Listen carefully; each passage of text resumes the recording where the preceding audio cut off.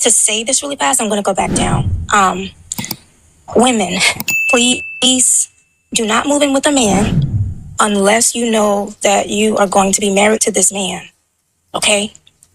Because you're playing the role of a wife and you're going to get burnt out. And by the end of that, you're going to be sitting there wondering, when is he going to marry me? Why buy the cow when you get the milk for free? So please use more wisdom and stop rushing. Does that logic apply with a man as a provider? He shouldn't pay for a date because that's husband quality. Well, I'm gonna be honest. I'm a Christian woman, so I don't even. No.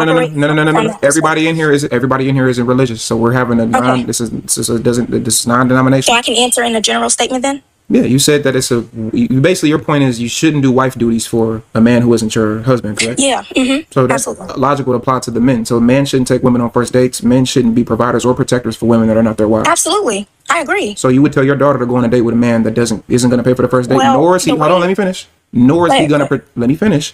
Nor is he going to protect her if somebody runs up. So if I'm on a date with your daughter and the man run up, well, you ain't my wife. Go beat her. I'm supposed to sit there and just let that happen. You're supposed to be okay with it, right? Because that's husband qualities. A husband's job is to protect his wife. I absolutely agree with you. Oh, okay. The perspective I'm coming from is ladies, just wanted that out there, ladies. Just letting y'all know. I want you to say, listen to this. The way I was raised, I was not raised to just date a man. We're not talking about how you're raised. You're talking about yourself. You're speaking on a general concept. Yeah, I'm speaking about myself. So then, no. I'm saying you're talking about yourself right now, but you're giving advice to the masses. So stop bringing up your own personal anecdotal situations. There's 78 people on YouTube and there's 110 people on TikTok, which means it's almost 200 people in here. The majority of these people are women. So when you say, hey, ladies, do this, but I was raised this, no. You're speaking on a general consensus. So your own personal anecdotal situations means nothing. Right. But I just want to get this on record. You think men should not protect women when they're out physically because those are not their wives, correct?